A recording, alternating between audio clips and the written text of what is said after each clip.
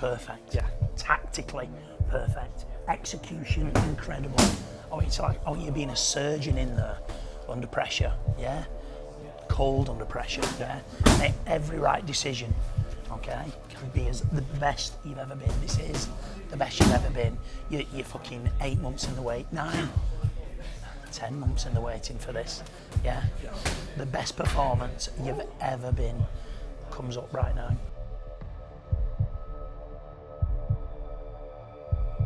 And it's time to meet his opponent and fellow contender for the WBC Super Middleweight World Title, representing Majestic Gym.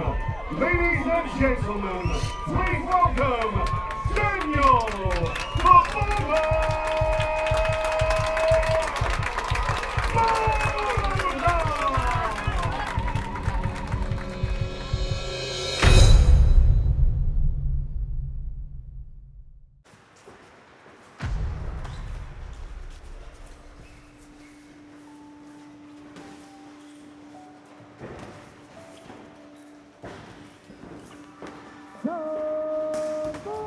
This is my life, this has set me up forever. This is my time now, I'm at the peak now. He's not taking that away from me. He's in my way of being what I want to become. That I train, I'm not training this hard for him to come take that away from me. Scored so well. And it's the best performance I've seen from Dan Bond. That was great. Well done, Dan. Congratulations to the team. So I'm Dan Bonner. I'm obviously world #1 at the minute for the WBC. I'm going to be fighting for the WBC World Title in Muay Thai, for the Super Middleweight World Title. We're about 5 weeks out now, but for me, if I'm honest, I could fight next week. I feel really good at the minute, really sharp. My weight's where I want it to be. Once that round starts, everything's okay. You don't really hear the crowd that much. You're focused. The hardest bit of a fight is walking out. That's the hardest bit. So making his way to the ring then, all the way from Wigan, is Dan Bonner. Because obviously the nerves and the butterflies and stuff. Once you're in that ring, no one else matters. It's me, it's him, and it's my coach as well behind me, and that's all that matters after that. It's just staying kind of twigged onto what they're saying and just focusing in. First time I saw Dan, he fought on a show where I was already at, and I could see him getting frustrated, and he was losing the fight and lost the fight convincingly. One of the best things that ever happened to him was losing that fight, because if he hadn't lost that fight, he wanted to come here. It's the best decision I ever made. Not even starting Muay Thai, was coming here in this gym in Wigan. That was the best decision I ever made in my life. Having Kev as my coach, having the training partners I've got. I was on my way to being, and I still had a decent record before coming here, but I was on my way to becoming a very average fighter. When my wife died in 2013, I set up this business. Well, we moved premises to this business, and it's been a full-time venture ever since. Muay Thai saved me. I mean, this physical building saved me. I owe a lot to Muay Thai and the fact that it's helped me and guided me. I'm the current WMO World Champion at the minute. I'm the current Combat Fight Series World Champion. I'm the former WBC International Champion as well. There's a couple of European titles in there, and I'm again the current WBC World #1 as well. It's undoubtedly the biggest fight of my career up to now.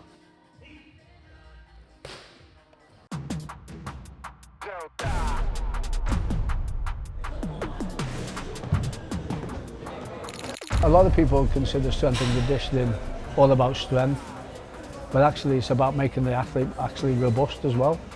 You can never guarantee that you can eradicate injuries, but you can certainly make them less risk within injury, because that's what we're making them more robust as an athlete. Don't stop, blah, blah, blah.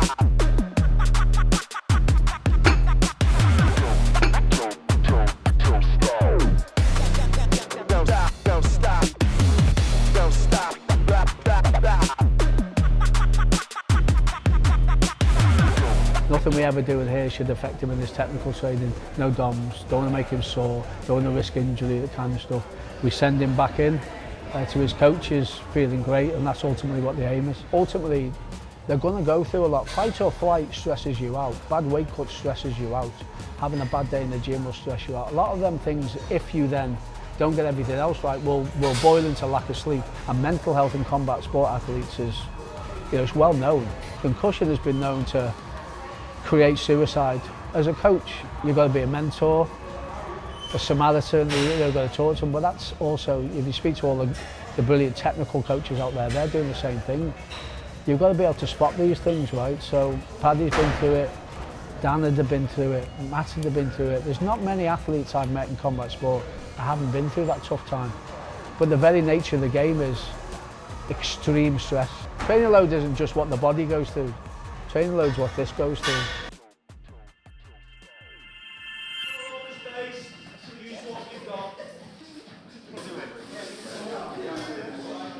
Brother's Matthew Bonner. He's obviously he does MMA. We kind of both played MMA a little bit. I went away from that to Muay Thai. Matthew stuck with the MMA, became a world champion in his own right as well there. It's funny, we started training when we were 10 and we had no intention whatsoever in fighting or following this sport to where we are now. It just kind of naturally developed into what it is.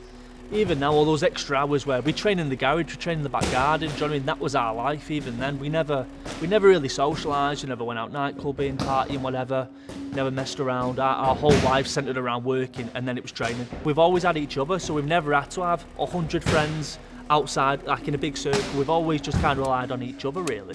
My mum took us first because I had a little bit of a scrap in the street. And I just remember a lad, he punched me and I didn't know what to do. It didn't hurt me, I just kind of panicked and was in a bit of shock and just stood there and never did anything. I think my mum was like, yo, I'm not having that. Kind of saw an ad in the paper for kickboxing and said, you're doing that, this Sunday we're going, and it just stemmed from there, really. So start with the backhand, start with the jab, step across again, and just deep.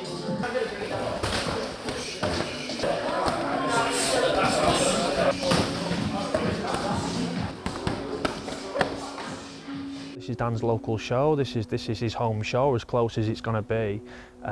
So there is a little bit more of a pressure and a dynamic there from home fans. We sold a lot of tickets for this fight and they're cheering him on, and like I say, that probably brings another dimension of pressure, but you do have to tune out the crowd and you have to tune in your coach. The weight cut process is almost like the first fight.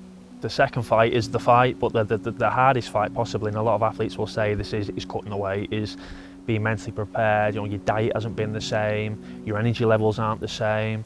It's a safe sport until you take that professional route and you can elbow each other and you knee each other in the face and stuff. Once you get past that, that's when the injuries will occur. Then when you're fighting at a very high level.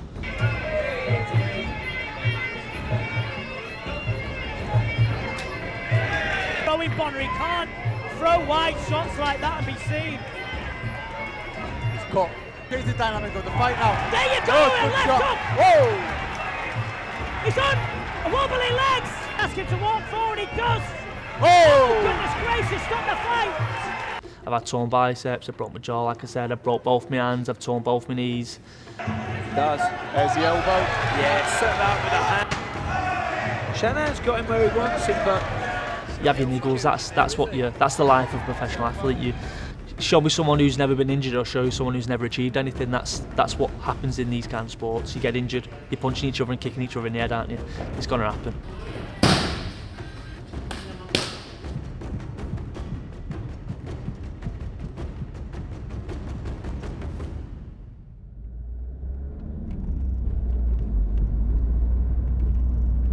It's hard. I try and not think about it too much because then I get too worked up. I've had times in the past where I've got really worked up. I've been watching Dan's opponents and I've not got a clue, I'm not a fighter. But yeah, it's a big one. But Dan, again, he's up early in the morning, we don't see him, he's back late at night. When Dan's doing a weight cut, me and Isla move out. Dan just needs to be selfish and concentrate on himself, and we afford him that time. It's hard because it's not the end of the fight. For people that go and watch Dan, it's just the end of the fight, whether it's a good outcome or a bad outcome. But constantly throughout the fight, I'm thinking, if the outcome isn't what we want, how's that going to be now at home for the following days, the following weeks? How are we going to make sure that Dan smiles, he's happy, he processes what's gone on? Walking down the street, you would never dream that he was a fighter. And the amount of people that comment saying, when, like my friends, when they see Dan with Isla, they would never believe that he would then step into a ring and be the person that he is. And Dan's dad always says that when Dan steps into the ring, if you watch his eyes, he turns into a shark, and it's right. And that's the only time that you ever see that look on Dan's face. And then at home, yeah, completely different person, chilled. He's doing it for him, and he's very selfish, and he has to be very selfish because that's what fighters are. And he's doing it for him. There's nobody else. You might paint it that it's for somebody else, and he's lying, but it's for him. It's absolutely for him. And as a fighter, you are that way. It's ingrained into you, because if you're not selfish, you're not getting up and running, you're not getting up and doing your extra strength and conditioning, you're not doing all these things that you need to do. You could prioritise time away from it because you're selfish, you do it. And you have to do it because the pressure and the reward for it is immeasurable. These comments. What are we doing here, Dan?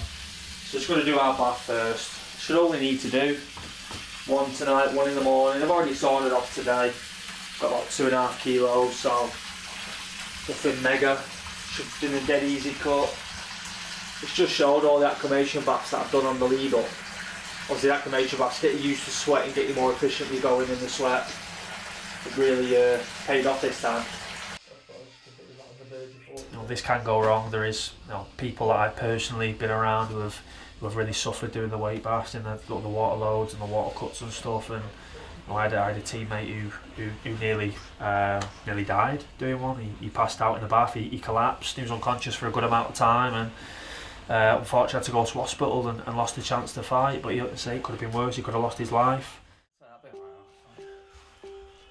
Alexa, set a timer for 20 minutes. 20 minutes, starting now.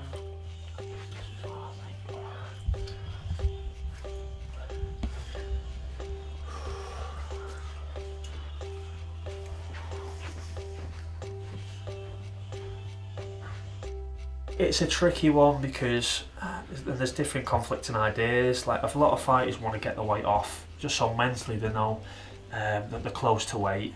But ideally, you probably want to do most of your butt cut the morning of the weigh-in. The cut is the fight before the fight. It's for most fighters, it's the hardest part. Traffic's terrible, mate. Yeah. Traffic's rubbish. Let's you guys on the scales first, please. Yeah, it's always there. It's difficult to pound of maths, not worth taking the risk. I would have bet it on myself as well. But Yeah. Get small ones, icing on top, trying.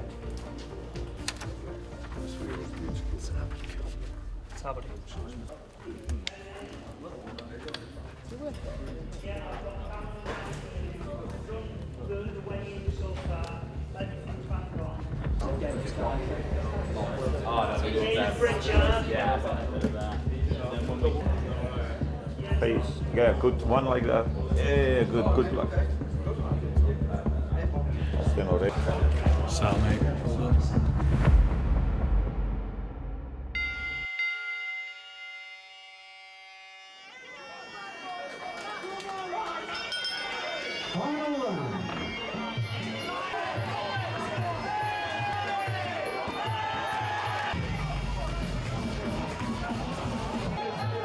Last 10.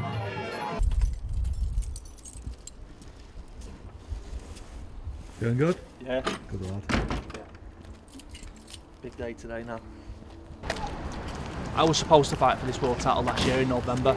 Went all the way to Australia to fight for this belt, and the guy I was supposed to fight pulled out the day of the weigh-in, so the day before the fight. Enjoy yourself though, yeah? Do what you do, see you later. Kind of like a second chance at this.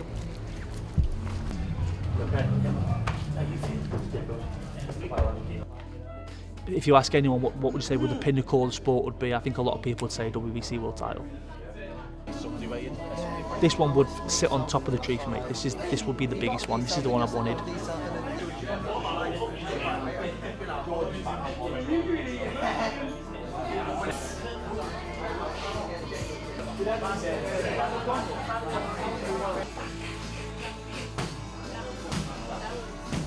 Be as the best you've ever been. This is the best you've ever been. You're fucking 8 months in the wait, 9, 10 months in the waiting for this.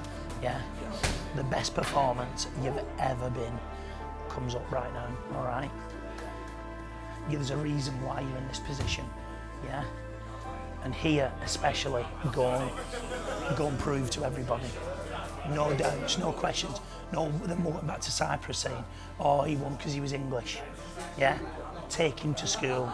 And it's time to meet his opponent and fellow contender for the WBC Super Middleweight World Title. Representing Majestic Gym, ladies and gentlemen, please welcome Daniel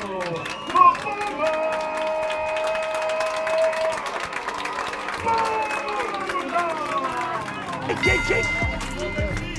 Foul!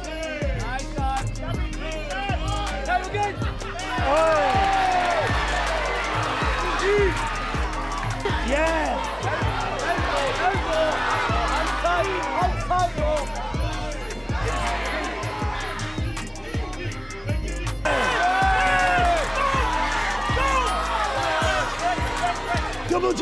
Double jump Muay Thai!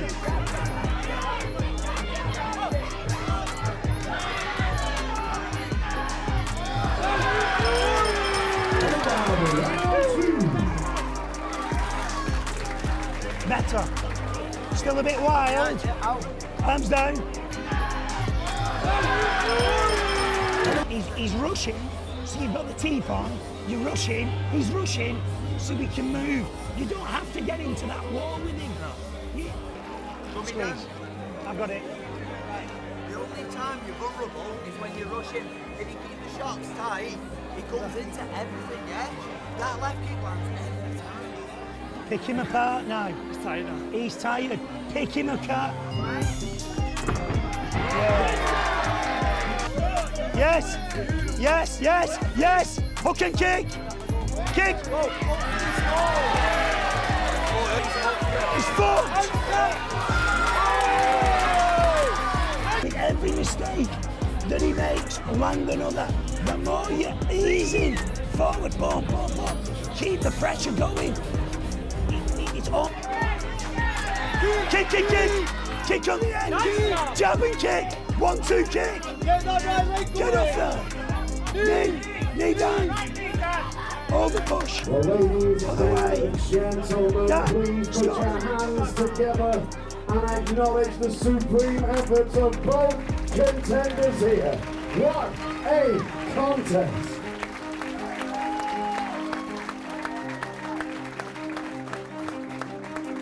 Well, ladies and gentlemen, the contest for the WBC Super Middleweight World Title goes the distance, so we go to our judges at ringside for their decision.